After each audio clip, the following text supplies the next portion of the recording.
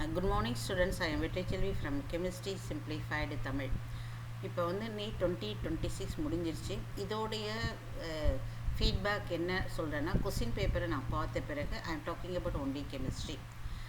இந்த வாட்டி ஆரம்பம் வைக்கிறப்பே நான் வந்து இந்த வாட்டி கெமிஸ்ட்ரி கொஸ்டின் டஃப்பாக வரும்னு நினச்சேன். அதே மாதிரி கெமிஸ்ட்ரி கொஸ்டின் டஃப்பாக வந்திருக்கு கம்பேரிட்டிவ்லி ஃபிசிக்ஸ் அண்ட் பயாலஜி.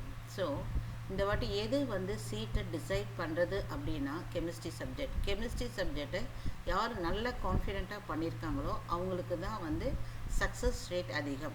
ஏன்னா பயாலஜி எல்லாருக்கும் ஈஸி, உனக்கும் ஈஸி.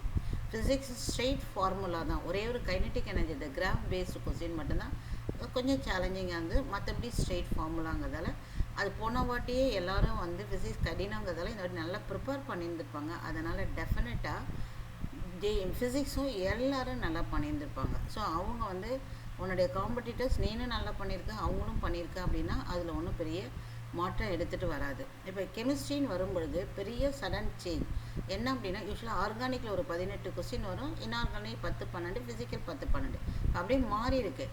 ஃபிசிக்கல் கெமிஸ்ட்ரியில் 18 கொஸ்டின் வந்திருக்கு, இன்ஆர்கானிக்கில் ஒரு 10-11, ஆர்கானிக் 10-11.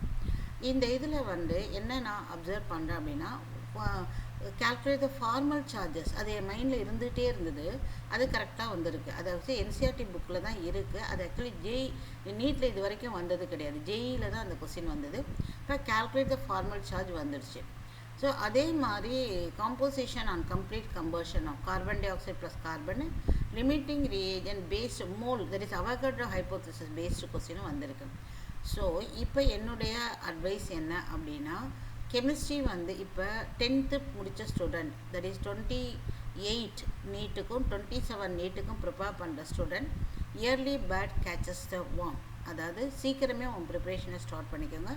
Don't postpone it. நீ டிசைட் பண்ணுற ட்ராப் பண்ணுறதா கண்டினியூ பண்ணுறதா அப்படிங்கிறது அது உன்னுடைய சாய்ஸு. நீ டிசைட் பண்ணுற. ஸோ கண்டினியூ பண்ணுறதா இருந்தால் இயர்லியராக ஸ்டார்ட் பண்ணிக்கோங்க. ஸோ உன்னுடைய லெவல் ஆஃப் ப்ரிப்ரேஷன் லெவல் ஆரம்பிங்க. நீட் லெவலில் ஆரம்பித்து ஜேஇ லெவலில் போய் ஜேஇ அட்வான்ஸ் லெவலில் ஒவ்வொரு சப்ஜெக்ட்லேயும் ப்ரிப்பேர் பண்ணிட்டு வந்துடுங்க. ஏன்னா உனக்கு வந்து கெமிஸ்ட்ரியும் ஃபிசிக்ஸ் தான் ஜேஇ படிக்கணும், பயாலஜி ஒன்றும் கிடையாது. அதனால் both physics and chemistry JE advance லெவலில் ப்ரிப்பேர் பண்ணிட்டு வருது. ஆனால் எடுத்ததும் ஒரு சாப்டர் வந்து ஜேஇ அட்வான்ஸ் லெவல் போயிடாது. ஃபஸ்ட்டு நீ நீட் லெவலில் எல்லாத்தையும் முடிச்சுட்டு வா, அப்புறம் மெயின் அதுக்கு அடுத்தது வந்து அட்வான்ஸ் லெவலில் போங்க. Prepare well, plan it. இப்போ எந்த ஒரு வேலையுமே நீ வேகமாக முடிக்கணும் அப்படின்னா நிதானமாக செய் அப்படிங்கிறது ஜப்பானுடைய ப்ராவர். அப்படின்னா என்ன அர்த்தம்னா, டைம் இருக்கிறது கொஞ்சமாக இருக்குது, உட்காந்து பிளான் பண்ணி ஷெட்யூல் போட்டு அதுக்கேற்ற மாதிரி ப்ரிப்ரேஷனை ஸ்டார்ட் பண்ணிவிடு.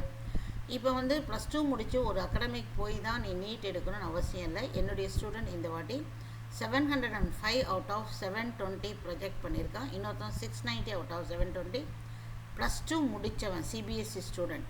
ஓகே, ஸோ அப்போனா எல்லாராலையும் முடியும். அதனால் இயரை வேஸ்ட் பண்ணாதீங்க. 10th ஆரம்பிக்கிறப்பயே நேராக ஆரம்பிச்சிட்டு இன்டெகிரேட்டட். அதுக்கு உனக்கு வெளியே இது கிடைக்கலன்னா just lot of YouTubes are available. Plan பண்ணி நீನು உங்கள் ஸ்கூல் போர்ஷனுடைய ப்ரிப்பரேஷனை ஸ்டார்ட் பண்ணிவிட்டு previous year question JEE main, JEE advance எல்லாமே டெக்ஸ்ட் புக்கில் ஹார்ட் காப்பீஸ் கிடைக்கிது. அது உனக்கு புதுசாக வாங்க முடிஞ்சால் பாரு. அப்படி இல்லைன்னா பழைய புக்கு கடையில் ஒவ்வொரு ஊர்லேயும் பக்கத்தால் எங்கேயாவது கிடைக்கும். அந்த இடத்துல திருச்சியில் வந்து டவுன் ஹாலில் கிடைக்கிது பழைய புக்கு. அங்கே போய் ஜேஇ மெயின், ஜேஇ அட்வான்ஸு, நீட்டு, ப்ரீவியஸ் இயர் கொஸ்டின்ஸை வாங்கியாந்து வச்சுக்கோ. உன் டெக்ஸ்ட் புக் போதும் கெமிஸ்ட்ரிக்கு. அதோட ஸ்கூலில் நடத்துகிற கான்செப்டை அண்டர்ஸ்டாண்ட் பண்ணிவிட்டு உன் கையில் இருக்கிற கொஸ்டின்ஸை நீ லெவல் 1 லெவல் 2 போட்டாவே வந்துடும். Plan and practice well. All the best students.